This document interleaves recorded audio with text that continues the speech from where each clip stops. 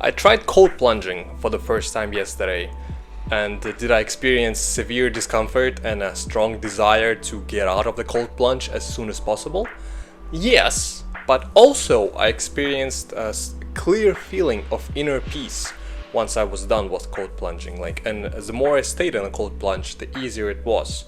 And yeah, I enjoyed the experience a lot, and I think you can draw parallels between this cold plunging and mental work and mental stress. So what happens when you cold plunge is that your body doesn't like it. Your body just sends you signals, I want to get out, let's not do it again. Your body is under high amounts of physical stress. So when you get out of the cold plunge, there's a clear distinction between a high stress environment, which is in the cold plunge, and a normal environment, which is out of the cold plunge.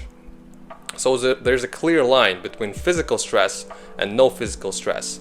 And if you draw parallels between this and mental work, knowledge workers are often making a mistake of not switching off. So they put themselves in an environment of high stress, such as working on a very important project, on a high priority project, and basically doing some extreme mental work that requires a lot of mental energy.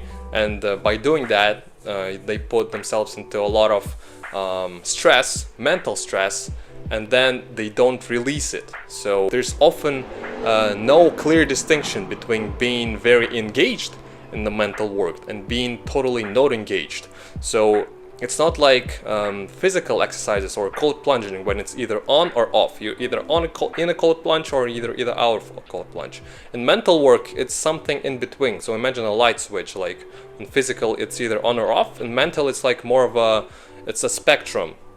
So the more you stay on the stressful side of the things, the more your mind starts to tire and stress starts to accumulate. And if you don't release it, like, your performance starts getting worse.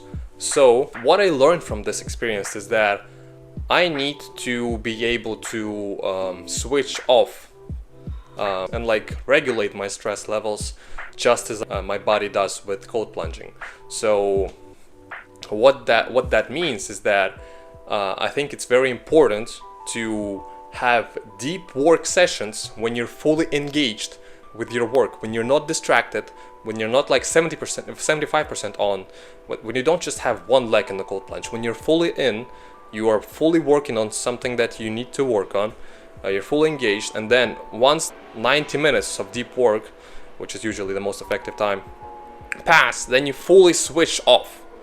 You don't think about your work again, you let it like be it somewhere at the back of your mind, but you don't consciously hold it in your frontal cortex. So I think it's very important to make that distinction, because if you're constantly in the middle, if you're constantly half engaged or half disengaged, then like your stress levels are gonna accumulate and your mind is not resting, and it's not working as well. So yeah, these are my thoughts after a cold plunge, and see you tomorrow.